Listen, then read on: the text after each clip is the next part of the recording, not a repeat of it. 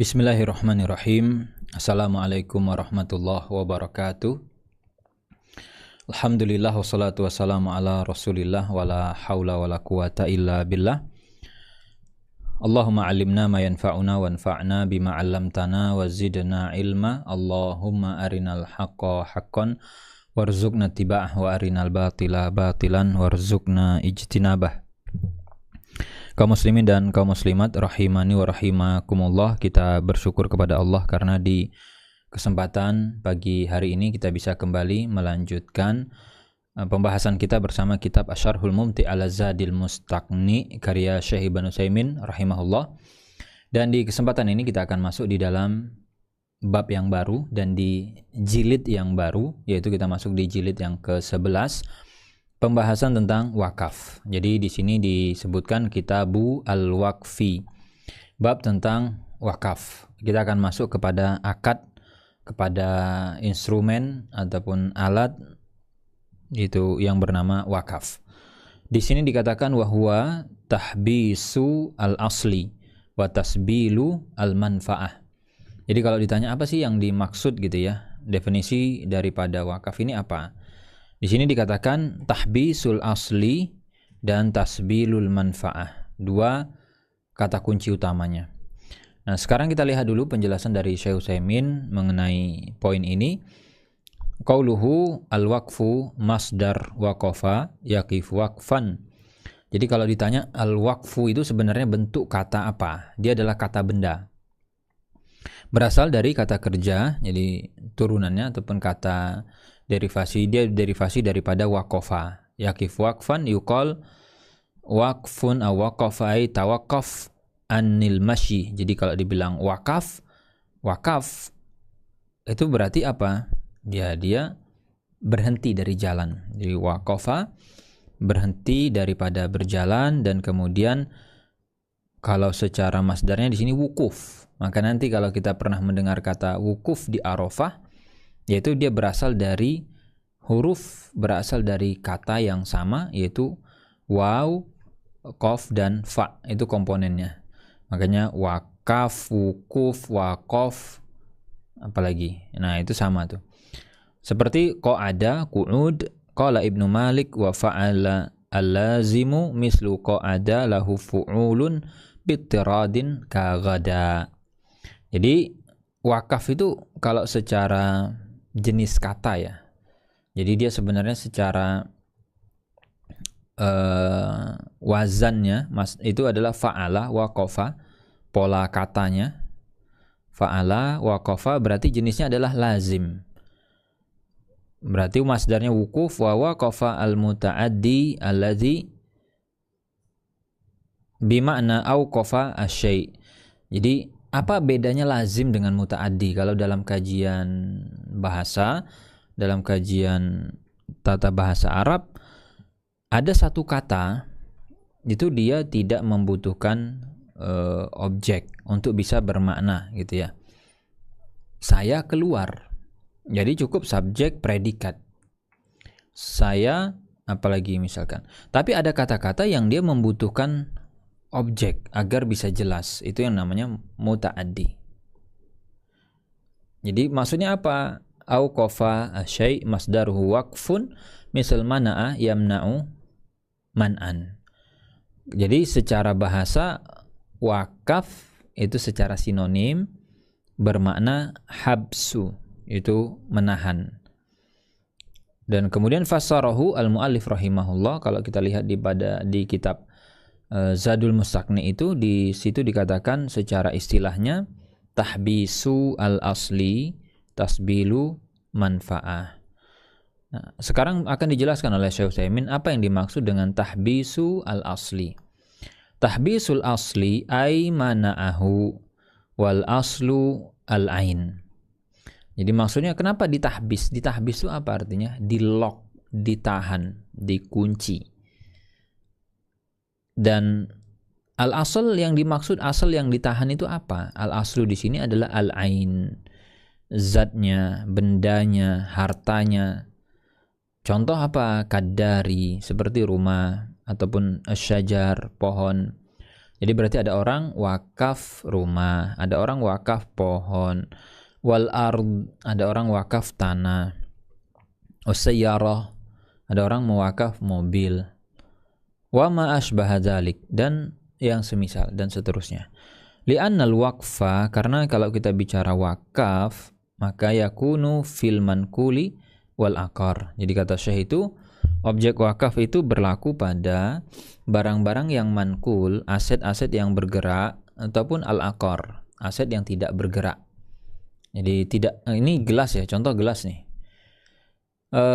Gelas ini asetnya bergerak atau tidak? Bergerak, karena dia bisa dipindah-pindah. Berarti bisa nggak wakaf gelas? Bisa. Jadi tidak selalu harus objek-objek yang tidak bergerak seperti tanah. Yang bergerak pun bisa diwakafin seperti ini. Makanya misalnya wakaf gelas untuk apa? Untuk masjid. Wakaf gelas untuk apa? Untuk misalnya yayasan dakwah, bisa seperti itu. Kemudian wa tasbilul manfaah, di sini dikatakan tasbilul manfaah. Ini apa maksudnya? Tasbil itu artinya melepas, dilepas, yaitu itlaquha, dilepaskan. Dan kemudian wa alimna bi anna tasbil, dan kemudian kita tahu bi makna al-itlaq. Jadi beneran awalnya ketahan tuh dilepas, itu tasbil. Hal ini berdasarkan liqaulihi fil asli innahu tahbis fayakunu didduhu al-itlaq. Jadi kan untuk objeknya itu tadi ditahan, ditahbis. Tapi untuk manfaatnya, untuk hasilnya itu dia diitlaq, dilepaskan. Wal makna annal muqifa, artinya apa sih? Orang yang berwakaf itu dia yahbis al-asl. Dia menahan, mengunci si zat tadi, harta tadi, dari apa? Nah, ini yang perlu dipahami. Ditahan itu maksudnya ditahan dari apa? Dikunci itu dikunci dari apa? Jawabannya dikunci dari semua hal gitu ya. An kulli ma, dari semua hal atau perkara yang dia itu bisa menghilangkan kepemilikan, memindahkan kepemilikan. Dan kemudian yang disabbala, yang ditasbil itu apa manfaatnya? Manfaatnya dilepaskan, yakni al-ghallah. Jadi sesuatu itu dari zat tadi bisa ada benefit, ada manfaat, itu yang dilepaskan. Kaujroti al-bait masalan, seperti misalnya ada hartanya rumah. Rumah ini diwakafin. Terus bagaimana cara memanfaatkan wakaf rumah? Ya berarti kan objek wakaf ini akan disewakan, akan dikontrakkan. Ada tuh hasilnya, ada benefitnya. Hasil sewa itulah yang kemudian diberikan ke penerima wakaf. Atau misalnya samarah, buah. Jadi dia wakaf pohon, durian, mangga. Nanti ketika pohon ini berbuah, durian itu dijual ya. Kemudian ada hasilnya itu diberikan sesuatu dan itu atau diserahkan kepada penerima manfaat wakaf. Wazar wa ma asbaha dzalik, dan seterusnya. Ini yang kita perlu bedakan, makna ditahan itu dari apa, dikunci supaya ini enggak terjual, tidak ditransaksikan untuk objeknya. Wal aslu fi hadza anna amirul mu'minin. Nah, sekarang kalau kita bicara dalil ya. Apa dalilnya gitu? Dari praktek ataupun dari akad wakaf ini, jawabannya bahwa Amirul Mukminin yaitu Umar ibn al-Khattab radhiyallahu taala anhu, dia asaba ardon fi Khaybar, dia mendapatkan tanah di Khaybar. Kemudian wakanat, dan itu bukan aset yang murah ya, cukup bernilai, dan beliau merasa ini ya sesuatu yang menurut saya nilainya lumayan. Faja'a yastashirun nabi, tapi Umar akhirnya tetap datang ke Nabi dan minta pendapat. Madza yasna fiha, jadi Rasul nih, bagusnya tanah saya yang di Khaybar ini saya apakan? Li'anna sahabah radhiyallahu anhum yunfikuna mimma yuhibbun. Jadi maksudnya dia minta pendapat dari Rasul itu apa? Karena para sahabat itu ketika mereka berinfak, ketika mereka memberikan harta ke jalan Allah, itu yang diambil dari apa yang mereka paling cintai. Mereka sukanya apa? Mana yang mereka anggap paling besar nilainya, itu yang mereka infakkan karena pemberiannya paling gede. Maka ketika mendapatkan penjelasan seperti itu, ya tadi dia minta ke Rasul dan Rasul memberikan arahan, fa arsyadahu ilal waqfi. Akhirnya Rasul menyarankan kepada Umar agar itu diwakafkan. Wa qala, kata Rasul, in syi'ta, kalau kamu memang mau, kata Rasul, ya habasta aslaha, kamu bisa tahan zatnya gitu ya, kamu bisa tahan aset tadi, tanah kamu yang di Khaybar itu, wa tasaddaqta biha, manfaat dari situ kamu sedekahkan, kamu wakafkan. Jadi ini sabda Rasul menjelaskan hakikat ataupun menjelaskan definisi dari wakaf.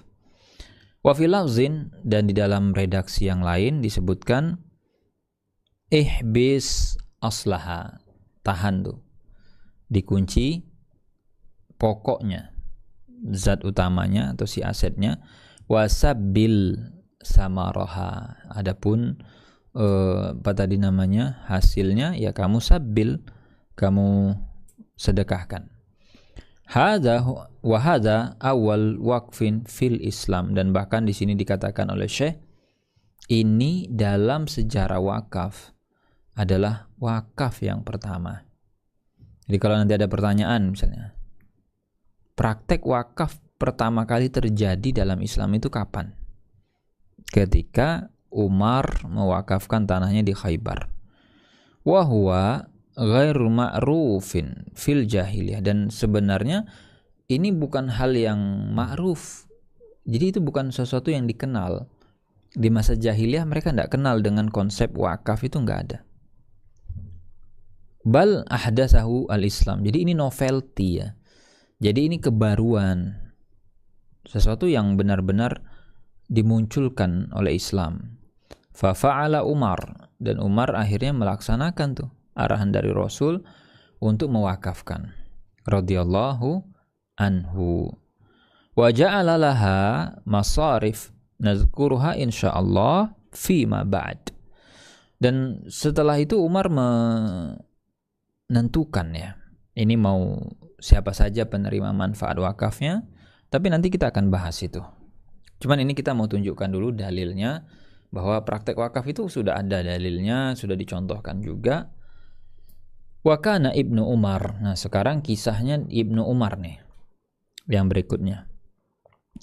Ibnu Umar itu idza a'jabahu, ketika dia takjub, atau idza a'jabahu, ketika dia merasa terkagum ya, suka banget gitu ya, pada harta dia itu disedekahkan sama dia, tasaddaq bihi.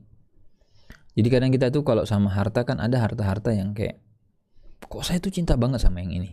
Misalnya kita punya mobil gitu ya, mungkin ada mobil lebih dari satu, kok saya sama mobil yang satu ini tuh kayak, pokoknya dikasih perhatian lebih lah, perawatannya, kemudian penggunaannya, dan pokoknya di treatmentnya itu beda gitu.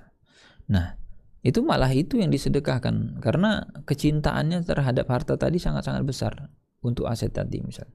Atau mungkin kita harta yang kita punya apa misalnya, mungkin motor, mungkin sepeda, atau yang lain. Ya ta'awwal qaulu ta'ala lan tanalul birra hatta tunfiqu mimma tuhibbun.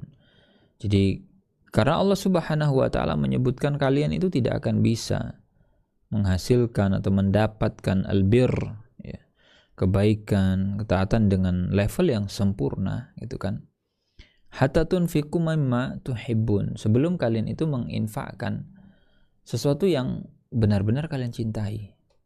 Makanya kalau bicara pahala kebaikan, ketika kita menginfakkan sesuatu yang baik, dapat pahala enggak? Ya jawabannya dapat. Tapi Apakah itu yang versi terbaiknya? Apakah itu versi sempurnanya? Enggak. Karena bukan sesuatu. Karena kalau kita mau melepaskan sesuatu yang kita cintai itu kan berat sekali ya. Tantangannya ya pokoknya bertentangan lah dengan hati kita ya, bertentangan dengan nurani kita. Tapi tetap mesti dilepas misalkan. Karena kita pengen dapat pahala yang lebih besar. Berarti kita akan mendahulukan keridhaan Allah di situ. Wa kana Ibnu Umar radhiyallahu anhuma. Jadi Ibnu Umar itu juga dikatakan idza ajabahu, ini tadi sudah. Wa Abu Talha, sekarang yang ketiga. Kalau yang pertama tadi Umar, yang kedua itu Ibnu Umar, yaitu anaknya Umar ya. Bismillah.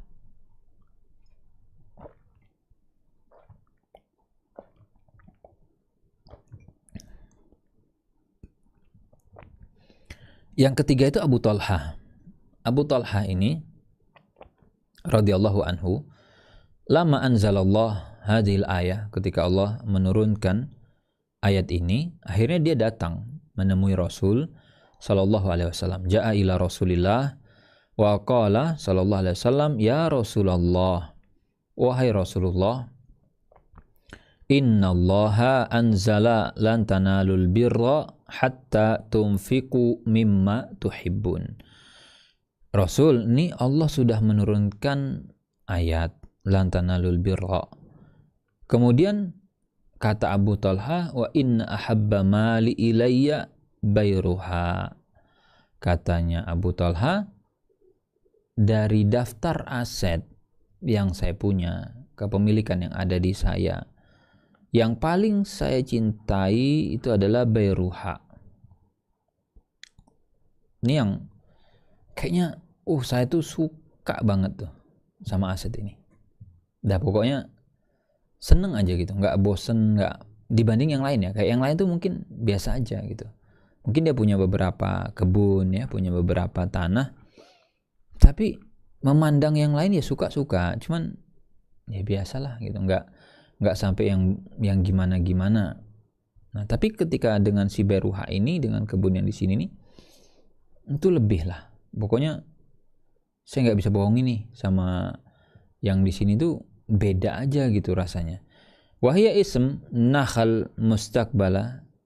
Jadi kalau ditanya itu apa Beruha, itu adalah tadi kebun kurma gitu ya, yang dia mustaqbilah, berhadapan dengan Masjid Nabi. Jadi emang kayak dia head to headnya atau dia menghadap ke arah Masjid Nabi di Madinah. Jadi bayangkan tuh secara posisi aja itu posisinya udah strategis gitu.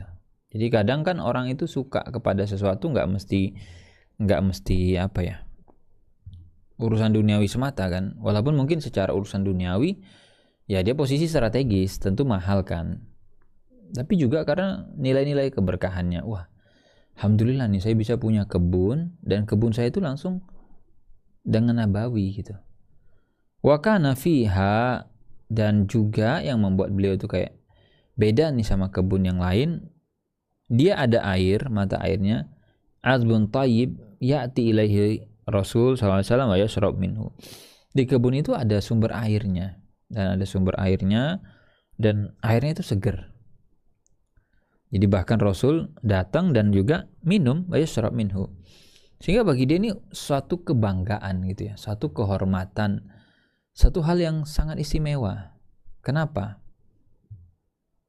Rasul datang dan Rasul minum di situ, dan dia kan cinta sama Rasul. Otomatis ketika ditemui oleh sosok yang dia cintai, apalagi di situ tadi dia minum dan yang lain, pokoknya ini ya sulit lah gitu ya diungkapin. Pokoknya ini beda gitu. Wahadalah syakka agla syai' inda Abi Talha, dan itu bagi dia udah aset yang lain gak akan ada yang sebanding dengan ini. Jadi kayak jadi value-nya itu bukan sekedar nilai ekonomi ya, tapi tadi Rasul tuh pernah di sini. Walaupun itu bisa jadi dijual ya, jadi nilai ekonomi. Apalagi kayak kita kan di Indonesia ini misalnya, warung ini telah didatangi artis, naik tuh value-nya. Ini bukan artis, Rasul lagi yang datang minum di situ.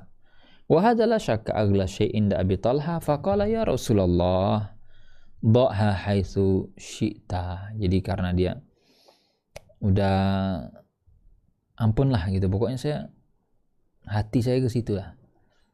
Maka dia bilang kepada Rasul, Rasul nih terserah deh, Rasul mau apain terserah gitu loh, pokoknya terserah Rasul lah mau diapain. Faqala Rasul sallallahu alaihi wasallam bakhin zaka malun rabih. Jadi kalau di kita tuh wah gitu ya, kalau ungkapannya itu takjub Rasul gitu ya. Jadi kayak bilang, Abu Talha nih harta kamu nih gitu ya, ini kan sesuatu yang luar biasa loh gitu, bukan barang yang murah ini gitu. Jadi satu, dia menang posisi strategis. Sesuatu itu kalau di posisi strategis udah kadang pokoknya enak aja gitu dipandang.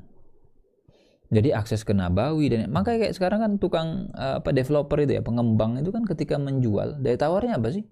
Fasilitas umum kan, fasilitas umum, kemudahan akses dan lain-lain. Itu posisi itu sangat menentukan. Nah, di sini makanya sampai Rasul bilang itu harta yang luar biasa. Zaka malun rabih wa ara an taj'alaha fil aqrabin. Nah, cuma Rasul kasih saran kalau boleh gitu ya. Sarannya adalah ini nanti akan diwakafkan atau diberikan kepada kerabat beliau. Maka faja'alaha fi qarabatihi wa bani ammi. Abu Talha kemudian itu berikan kepada kerabat-kerabat dan juga anak pamannya. Nanti anak-anaknya paman itu kan sepupu ya sama dia, sepupu ataupun dua pupunya dan seterusnya. Ini yang keempat, hadis riwayat Bukhari. Kalau yang ketiga tadi riwayatnya Al-Bazzar, ini riwayat Bukhari, zakat, dan juga Imam Muslim juga sebutkan. Walam yazkuril muallifu rahimahullah al-hukma at-taklifi lil waqfi. Kata Syekh Utsaimin, kalau kita perhatikan di sini penulis itu tidak menyebutkan definisi hukum taklifi dari wakaf. Apakah dia wajib? Apakah dia sunnah, mubah, makruh, haram? Karena di sini wayasihu bil qaul. Jadi ini sudah masuk ke hukum wad'i, membahas keabsahan atau tidak absah. Yakni hal huwa jaiz au haram. Jadi apakah dia itu mubah atau apakah dia haram, au wajib au mandub, wa innama dzakara hukmahu al-wad'i. Jadi yang disebutkan hukum wad'inya. Maka dari waqala afaqala wa yasih. Lakin nakul, maka kata Syekh Utsaimin, sekarang kita coba jelasin. Wakaf itu adalah bentuk tabarru bil mal. Kita berderma, kita berbagi dengan harta. Cuman tadi gitu ya, hubisalahu anitasarruf. Jadi tasarrufnya itu ketahan atau dilok, nggak bisa diotak-atik. Fa idza kana ala jihatin masyru'ah kana mustahabban. Cuma nanti kalau kita bicara pemanfaatan ya, jadi kan ini status harta ini sifatnya netral. Jadi harta ini statusnya netral, gelas harta dan yang lain. Kalau ini dia tadi diwakafin untuk sesuatu yang disyariatkan, sesuatu yang tidak ada pelanggaran, bahkan tadi bernilai pahala, ya dia menjadi dianjurkan.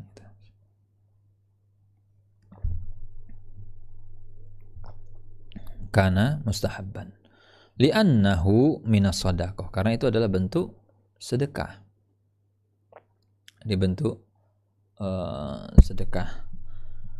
Wa idza nazarahul insanu kana wajiban bin nazar. Tapi kalau sampai dia bernazar mau wakaf, bisa berubah status wakaf itu jadi wajib.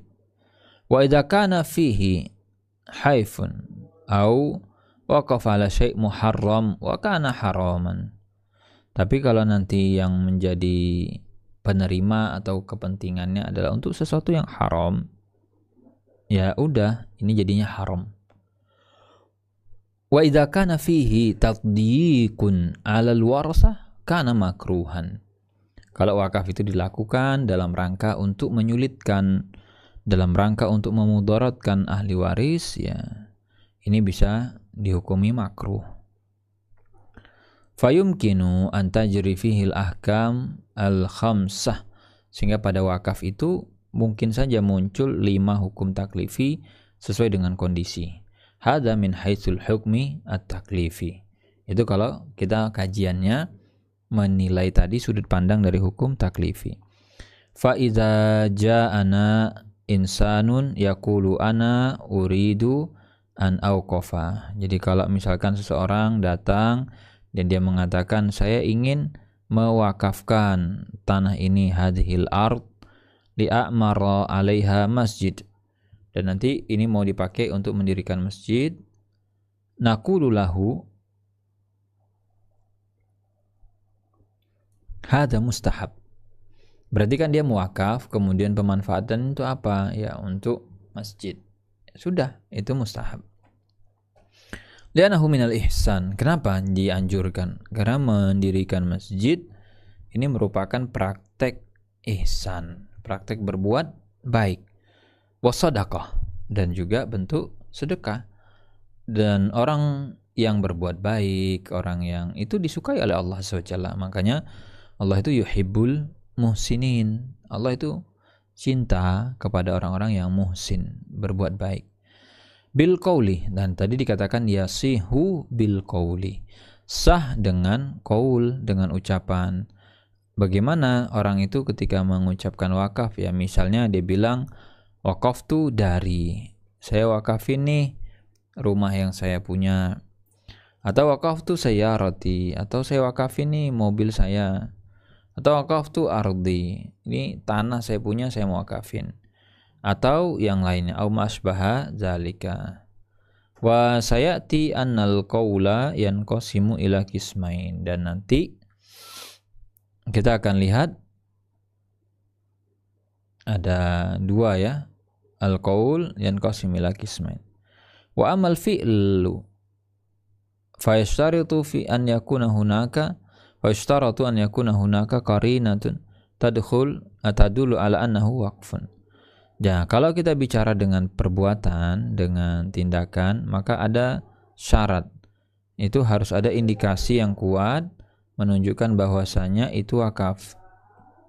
Nah, itu. Jadi bukan sekedar tindakan biasa kayak tanah dia dipakai orang untuk sholat gitu kan. Tapi memang harus ada indikasi kalau itu tuh bukan sekedar dipinjemin tapi diwakafin. Kemudian fa idza wujidat qarinatun tadullu ala annahu waqfun. Jadi kalau memang ada indikasi yang menunjukkan ini wakaf loh, fahuwa waqfun, maka kita bisa hukumi dia sebagai wakaf. Walau nawa khilafahu walihada qal. Meskipun dia meniatkannya untuk hal yang berbeda, tapi kita hukumi dari perbuatan dia.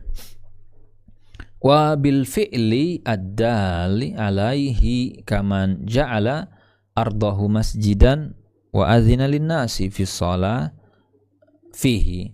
Nah, sekarang ada tindakan-tindakan yang memang menunjukkan ini terindikasi wakaf. Memang paling amannya tidak usah dalam bentuk tindakan ya, karena kadang itu punya potensi salah paham. Seperti misalkan nih, bentuk tindakannya apa? Dia menjadikan ja'ala ardahu, tanah yang dia punya itu sebagai masjid. Wa adzina linnas. Jadi kan ada ya orang-orang tuh kadang dia diberi kelebihan harta, dia punya tanah, dibikin masjid sama dia, akhirnya orang-orang pada sholat di situ. Nah, ini berarti kan perlu dikelirkan, statusnya apa? Kamu muwakafkan ya? Atau cuma minjemin doang? Yakni bana masjidan wa qala linnas sallu fihi fahuna lam yakul innahu waqfun. Jadi dia mungkin bikin masjid, habis itu dia cuma ngomong, ayo warga yang mau sholat bisa sholat di tempat kami di masjid ini, silakan dipakai. Di sallu fihi, itu bahasanya begitu, silakan pakai, silakan sholat. Tapi tidak ada pernyataan secara tegas yang menyebut bahwa innahu waqfun. masjid ini saya wakafin udahan. Nggak ada tuh. Lakinnahu fa'ala fi'lan yadullu 'alal waqfi. Tapi memang secara perbuatan ya, kan kamu melakukan sesuatu yang wakaf nih kayaknya gitu. Li'anna ar-rajula bana masjidan wa qala linnas sallu. Karena kan dia bikin masjid terus dia bilang ke orang-orang, sallu, salat, kalian salat di sini. Wa amma man bana musalla inda bustanihi wa saran nas ya'tuna wa yusalluna fi fa'adala yadullu ala annahu waqfun. Nah, beda nih dengan musola. Kalau masjid tadi kata Syekh Utsaimin kuat indikasinya bahwa itu wakaf. Kuat. Masjid itu nggak main-main loh. Orang bikin masjid itu kan ada tanda tangan dan seterusnya ya. Dan biasanya nilainya lumayan. Tapi kalau musola sekedar tempat sholat biasa di tamannya, di kebunnya, misalnya di halaman dia, kemudian orang datang dan orang sholat, ini dikatakan tidak menunjukkan bahwa itu wakaf. Jadi bisa saja kan besok ninggal orang ini pagarnya ditutup, orang lain nggak boleh datang ke situ lagi karena ahli waris tidak berkenan, ya bisa. Nah, lakin idza bana masjidan yakni ala hayati masjid. Jadi kalau dibilang membangun masjid itu maksudnya gimana sih? Bentuknya menyerupai masjid. Memang udah model masjid. Kalau musola itu kan kadang cuman apa sih? Cuman kayak ya bangunan biasa ya. Kayak ruang pertemuan mungkin atau yang lainnya. Wa qala linnas, kalau yang tadi bentuk masjid, ya dia bilang tuh sama orang-orang. Fa sallu fihi, udah sini salat. Kalau yang tadi kan dia enggak ngomong, enggak umumin. Fahuwa waqfun wa in lam yakul waqaftu. Tapi kalau masjid tadi dinyatakan dia wakaf, meskipun dia nggak tegasin tuh dengan gamblang ini wakaf ya, enggak, dia nggak bilang gitu tegas, tapi itu dihukumi wakaf. Kenapa? Li'anna hadzal fi'la dalan alaihi hatta law nawa. Jadi dia apa yang dia perbuat itu sudah benar-benar menerangkan dengan gamblang, itu diwakafin. Sekalipun hatinya mungkin berniat berbeda. Fa innahu yakunu waqfan i'tibaran bi quwwatil qarinah. Karena itu wakaf dengan kuatnya indikasi yang ada. Wa idza qala inni aradtu annahu ariyah.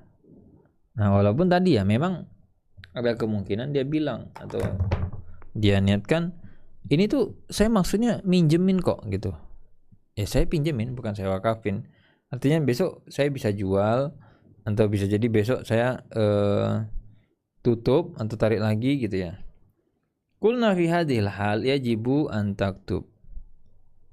Ini a'artu hadhil makan linnas yusalluna fihi. Maka kita katakan kalau memang kamu mau minjemin, tolong buat tulisan, dan itu wajib. Apa yang dia tulis ya? Ini saya pinjemin loh ya tempatnya, ini a'artu linnas, saya pinjemin ke orang-orang nih, hadzal makan yusalluna fi, agar orang bisa sholat di situ. Nah, sebutkan kalau memang itu tidak diwakafin.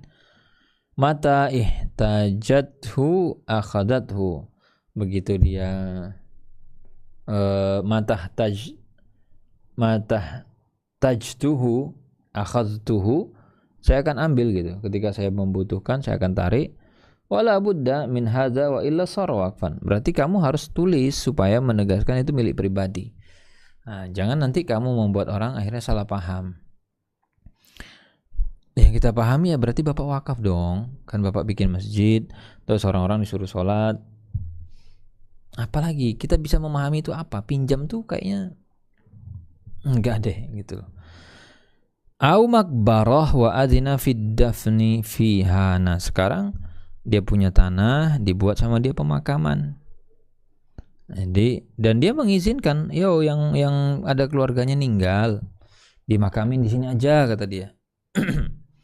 Aisawara ardahu ala anha makbarah. Jadi dia udah mengeplang ya, atau bahkan menetapkan tuh ini mau dipakai untuk pemakaman, walaupun memang di situ tidak sampai ditulis ya, belum dikasih tanda ini kuburan gitu, enggak, cuman ya mulut ke mulut atau mungkin tadi info-info gitu ya. Walam yaktub fi al-wasiqa annaha maqbarah. Enggak ada ditulis sama dia ini kuburan ya, enggak ada ditulis sama sekali. Enggak ada pelangnya, tapi kayak yang ada keluarga yang meninggal kuburin di situ boleh gitu loh. Waqala linnas, nah ini dia omongannya begini. Jadi mulut ke mulut aja gitu. Man syaa, siapapun an yadfan fiha mayitan falyaf'al, yang mau menguburkan jenazah di tanah kami yang ini silahkan, kata dia. Fahuna nakul al-ardu sarat makbarah. Maka kata Syekh di sini kita langsung ubah dan kita langsung hukumi itu adalah area pemakaman. Aisarat wakfan, maksudnya apa? Dia akan berubah status menjadi wakaf untuk semua kaum muslimin. Jadi misalkan dari daerah lain gitu ya, dimakamin gitu.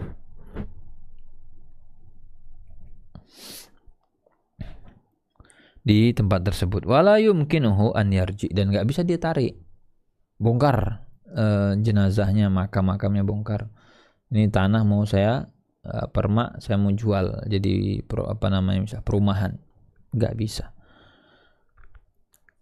Naam la arada an yu'ira ardan lidafni fiha fahuna la budda an yaktub. Nah, bisa enggak kalau saya hanya sekedar meminjamkan tanah? Bisa kok. Nanti kamu pinjamkan berapa lama? 20 tahun misalnya, atau 10 tahun, boleh. Tapi kamu harus berikan pernyataan secara jelas, tegas, ini saya pinjamkan loh ya, untuk pemakaman. Jadi dipinjam. Berarti nanti ketika saya butuh atau habis masa perjanjian kita, saya akan minta bongkar. Saya mau ambil tanahnya. Wa idza a'araha lidafni fiha fa innahu la yarji hatta. Nah, cuman yang perlu dia pahami kan gitu ya. Ketika jenazah itu dimakamkan, berarti kamu enggak boleh untuk meng-cancel atau menarik sebelum jasad daripada jenazah itu hancur. Nah, tinggal dicek berapa lama tuh untuk menghancurkan tubuh manusia di makam. Nah, berapa lama biasanya? Nah, apakah misalkan 10 tahun sudah cukup atau kurang gitu ya. Lianna min lazimil izni fid dafni an yabqal mayyit madfunan muhtaraman. Nah, ini yang harus dipahami juga. Kamu buka pintu nih, kamu kasih izin nih, oke? Berarti konsekuensi dari kamu memberikan izin agar orang masuk gitu kan. Karena yang punya udah buka nih, open dulu dia, dibuka. Terus bahkan diajak, silahkan masuk. Itu apa yang harus kamu pahami? Konsekuensinya adalah orang dimakamkan di situ, berhak dia di situ sampai gitu kan ya, batas waktu yang tadi boleh dia dibongkar. Berarti butuh waktu apa? Dia dimakamkan secara terhormat. Enggak habis dimakamkan besok bongkar lagi, dipindah sana pindah sini, enggak. Maka gak bisa kalau dia tadi belum posisinya hancur, mau habis semua. Wa hadzal fi'lu ay ja'alul ardi masjidan aw maqbara la yakhlu min salasati halat. Dan ini kalau memang mau gitu ya. Kalau memang mau menjadikan menjadikan tanah sebagai masjid ataupun sebagai kuburan, berarti kemungkinannya ada 3 tadi. Yang pertama, an yanwi bidzalika anha masjid aw maqbarah takunu kadzalik fala iskal fi dzalik. Jadi ada orang itu memang meniatkan ini untuk masjid, ini untuk kuburan, dan ya sudah, dia jadi masjid, jadi kuburan. Di situ tidak ada permasalahan, la iskal. Yang kedua, yanwi khilafa dzalik. Nah, ini yang jadi masalah, niatnya beda. Bi an yanwiya bi ja'liha masjidan aw maqbaratan annaha muaqqata. Nah, cuman jadi kayak dia itu niatnya ini sebagai masjid atau niatnya sebagai kuburan tuh cuman sementara gitu, temporer. Wa qad sharaha Syekhul Islam rahimahullah annaha takunu waqfan walau nawa khilafahu. Jadi kata Syekhul Islam, meskipun tadi kamu begitu ya, tetap aja tuh statusnya wakaf, dihukumi wakaf.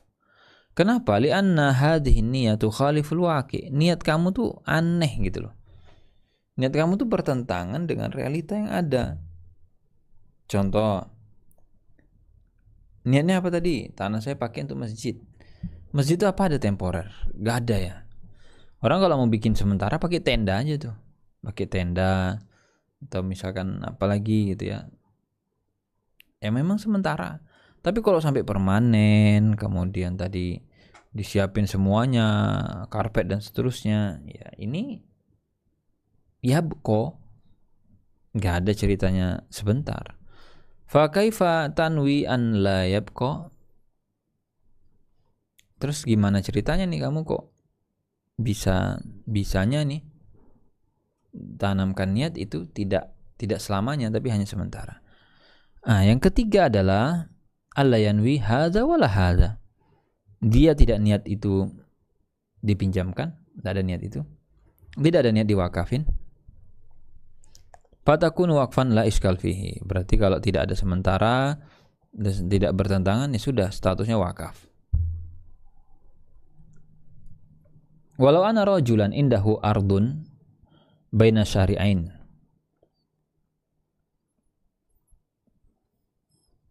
Faja'alan nasu yastatrakuna hadhil ard wa huwa sakit falakul inna hadha tariq sar waqfan. Nah sekarang gini, ada kasus lagi yang mirip ya dengan ini. Kalau yang sebelumnya kan ini tanah dia dipakai untuk masjid, tanah dia dipakai untuk apa tadi, untuk kuburan gitu ya. Ini untuk jalan sekarang. Jadi posisi tanah dia di antara dua jalan. Akhirnya orang lewat sini, pindah saling antar jalan tuh, melewati tanah itu dan jadi jalan tuh. Tapi dia diam aja. Muncul pertanyaan, apakah status ini jalan wakaf, jadi wakaf atau tidak? Jawabannya la, tidak. Lian hadalah ya dulu alal wakfi, itu tidak serta-merta menunjukkan dia wakaf ya. Kalian aja tuh potong jalan lewat tanah dia. Ada ya di beberapa tempat kan, kayak kita tuh kalau mau ke sini tuh harus muter gitu loh.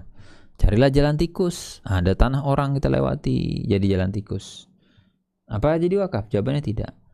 Nah di sini Syekh menyebutkan fa katsirun minan nasi idza lam yakun muhtajan lil ardi.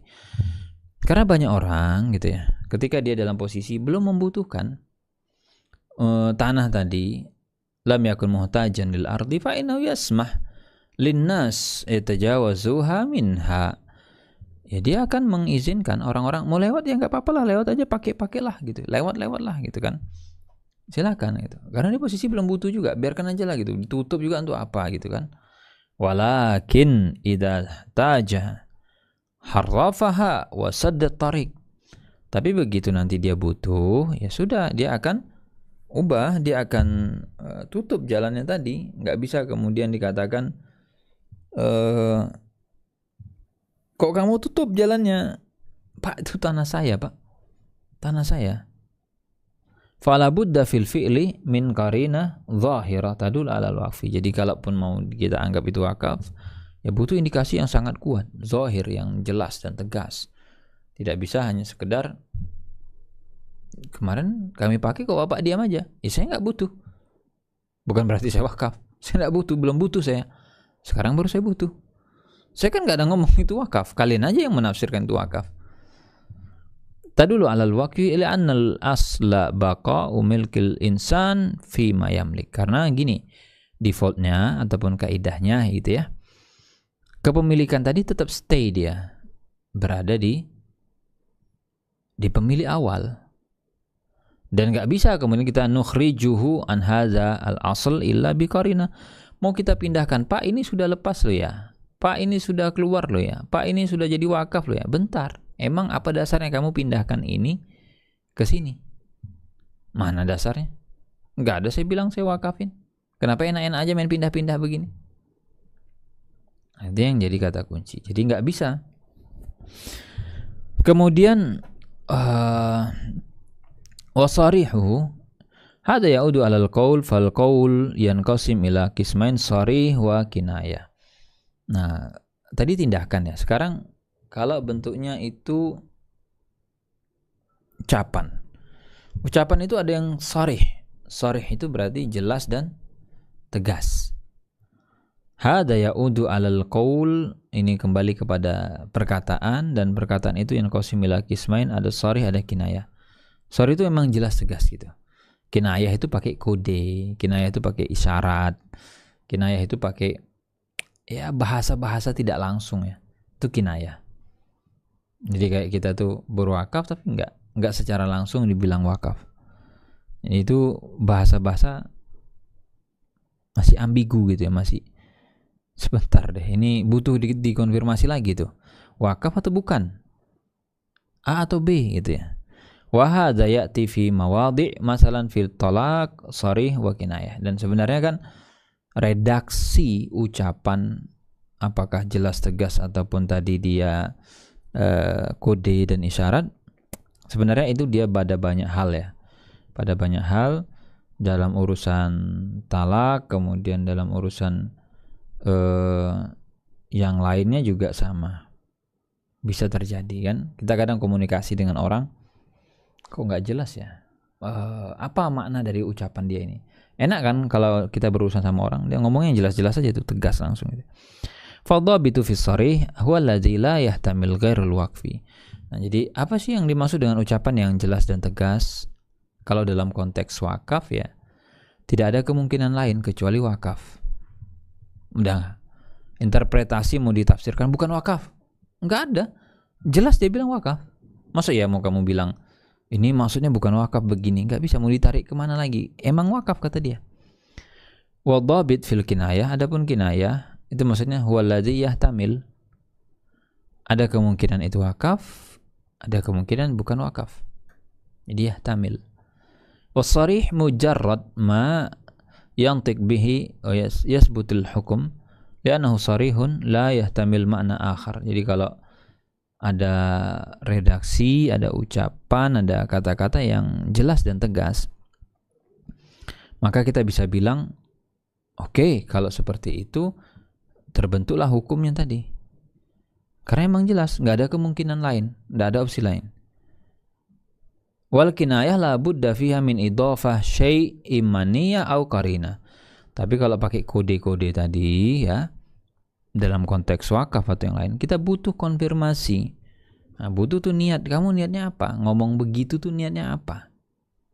Emang minjemin doang atau mau diwakafin? Nah, niatnya apa? Atau tambahan indikasi gitu ya. Apa indikasinya? Oke, kita bisa pahami bahwa ini lebih dominan atau ini kecenderungannya ke arah sini karena muncul indikasi A, indikasi B, indikasi C, fix nih ke sini nih gitu. Jadi kita bisa menyimpulkan ucapan-ucapan seseorang yang tidak secara langsung, tidak secara tegas itu maksudnya ke arah sini. Bisa membaca arah sini itu dari mana? Indikasi yang dia berikan. Yang repot tanpa tanda, tanpa indikasi. Gak bisa kita baca kode dasar. Gimana cara baca kodenya nih?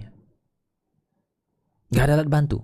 Tapi begitu muncul alat bantu, indikasi, dah ketemu ke kanan tuh atau ke kiri. Nah itu bisa dijawab asal tadi. Makanya bahasa-bahasa yang kinayah kita butuh konfirmasi atau kita butuh tambahan data untuk bisa diolah dan analisis sampai bisa dimunculkan putusan. Kemudian wahal saraih wal kinayah amrun ja'a bihi syar' bihaitsu yastawi fihi jami'un nas kasalah wa zakah wa siyam au amrun yarji fihi. Nah, sekarang apakah redaksi ataupun teknis komunikasi ya, penyampaian semacam tadi, apakah dengan tegas, jelas atau dengan isyarat tidak langsung tadi, itu diatur secara syariat atau bagaimana sebenarnya? Kalau sholat, zakat, puasa, haji itu kan clear sekali ya, jelas. Atau urusan-urusan seperti tadi ukurannya itu urf. Ukurannya apa coba? Ukuran kita bilang nih jelas nih, tegas nih dan yang lain. Jawabannya adalah anna jami'a siyagh al-uqud al-qauliyah amrun yarji fihi ilal urf. Nah, ini yang perlu diperhatikan. Jadi dia kembali semuanya kepada urf, kepada kebiasaan. Acuannya itu. Jadi sama nih kayak kita mau sewa pickup ya. Kita ada tetangga kita mungkin dan kita tahu profesinya tiap hari emang ngerentalin pickup atau dia jadi driver pickup. Kemudian ketika kita tanya, Pak, kalau jarak dari titik A ke titik B saya mau pindahin barang saya ini, harganya berapa? Jawaban dia apa? Halah, kayak orang lain aja dibuat. Kan tetangga kita loh, bukan orang lain. Coba perhatikan. Bahasa dia, kita tetangga nih, bukan orang lain. Kayak orang lain aja dibuatnya. Nah sebentar, jangan dengan mudahnya kita terima dan mengatakan, oh berarti gratis dong. Enggak, dia nggak ada bilang gratis kan. Coba, itu yang repot itu, kalau bahasa-bahasa nggak jelas, itu tuh ambigu dia. Lebih enak kalau dibilang, gratis. Kok bisa gratis? Saya mau bayar. Enggak, saya emang mau gratisin. Khusus untuk tetangga saya nggak ada bayar-bayar, gratis. Asli gratis, udah kamu nggak usah ngerasa nggak enak. Emang gratis ini, jelas nggak tuh? Jelas. Oh berarti emang gratis. Tapi kalau tadi bahasanya itu di tengah dia. Aduh, kayak orang lain aja dibuatnya. Samanya kita tetangga, ya kan kata dia. Nggak usah lapa-lapa kali kata dia. Sebentar, ini gratis atau sebenarnya suruh bayar? Bingung nggak? Bingung. Asli suruh bayar itu.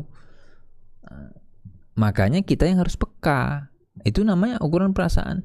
Kecuali dia marah ya, udah dikasih amplop, memang dibalikkan sama dia. Memang nggak mau dia tuh. Tapi kasih dulu tugas kita ngasih amplopnya. Wah, kasih ditolak gini-gini, masukkan aja ke kantong, jejeli, dah masuk kantong dia. Nah, masuk nih, aman nih misalnya di kantong. Atau di dompet dia. Atau pokoknya masukkan aja amplop tuh dulu. Balik. Memang dah mau dia dikasih. Udah dimasukkan amplop. Makasih ya, malah harus pakai ngasih ngerepotin. Itu basa-basi namanya. Aslinya emang dia mau dibayar, cuman membunyikan angka tuh nggak enak dia sama tetangga sendiri. Tapi mau gratis kan juga nggak enak. Ada uang bensin dia gitu loh. Ini kan kendaraan gerak butuh bensin gitu. Dia belum bisa gratisin. Nah, kita yang harus peka. Makanya ukurannya urf. Faqad yakunu hadzal lafzu shariha inda qaumin wa kinaya inda akharin. Ada redaksi-redaksi itu kata itu tuh sebenarnya jelas gitu loh. Bukan kinayah lagi, itu bukan kode-kode. Emang udah clear tuh saya minta dibayar. Emang udah clear tuh ini tuh wakaf. Emang udah clear gitu. Yang repot tuh ada orang-orang yang terlalu polos gitu ya. Terlalu polos, tidak peka gitu ya. Jadi kadang sama lah. Ini kalau ibu-ibu juga kan gitu kadang kan. Bapak-bapaknya gak peka, kacau nanti. Bapak-bapaknya, ibunya nanya, "Pa, lapar gak?" Dia nanya itu aja tuh, "Pa, lapar gak?" Suaminya dengan polosnya jawab, enggak lapar saya," kata dia kan. Wah itu marah tuh. Kenapa? Maksudnya adalah saya lapar nih, ayo cari makan. Nah cuman kan kenapa harus begitu caranya? Bilang aja lapar, kita cari makan, selesai. Nah, jadi hal-hal yang seperti ini sama dalam akad pun beresiko. Dalam interaksi kita biasa yang tidak melibatkan harta, suami istri kan nggak ngelibatin harta tadi kan. Misalnya cuma bilang, "Papa lapar nggak?" Urusannya cuma beli makanan, emang ada harta tapi nggak. Ini kalau sampai urusannya wakaf, urusannya tadi sampai harta, kan fatal. Kalau ambigu gantung gitu tuh gimana maksudnya? Harus diklirkan. Waqad la yadullu 'alal ma'na itlaqan 'inda ghairiha fasahi annahu yarji ila urfin nas. Nah, itulah menangkap bahasa-bahasa yang tidak tegas, nggak eksplisit dia diungkapkan, implisit. Emang butuh kepekaan, butuh orang memang nggak peka ya susah juga gitu kan. Fama dhatarada indan nas anahu dalun ala hadza al makna fa huwa sharih. Wa malam. Nah, kalau memang dia clear sekali itu ya sudah bisa kita hukum ini tegas kok. Jelas. Ada yang pakai isyarat-isyarat tadi kan, wa huwa kinaya ma la yadullu alal ma'na aslan falaysa bi syai' wa sharih min kulli syai' ma la yahtamil ghairu urfan. Jadi acuannya urf. Lian hadza kullu lianna hadza kullahu jaa minan nas wa ilaihim. Karena memang ini kan kode-kode semacam ini, ungkapan-ungkapan ini bahasa sesama manusia ya. Sehingga ya sudah ukurannya manusia, urf, kebiasaan. Sehingga kita perlu juga tuh menangkap makna-makna yang tidak terucap. Ada tuh kadang orang ini nggak nyaman kayaknya. Orang nih kayaknya emosi dia nih gitu kan. Seperti tadi lah gitu. Kalau misalkan kita pick up teman kita pakai, makasih ya udah diantar, kau baik sekali nih jadi tetangga. Tengok muka dia, bentar, bilang iyanya itu berat dia. Berarti kata amplopnya keluarin, kasih. Baik, itu saja mungkin yang bisa kita bahas ya pada sesi kali ini. Insya Allah nanti kita lanjutkan lagi di pertemuan berikutnya. Semoga apa yang kita bahas di kesempatan ini ada faedahnya, ada manfaatnya. Kita akhiri. Wassallallahu ala nabiyina Muhammad wa ala alihi wa sahbihi wasallam. Wa akhiru da'wana anil hamdulillahi rabbil alamin. Assalamualaikum warahmatullahi wabarakatuh.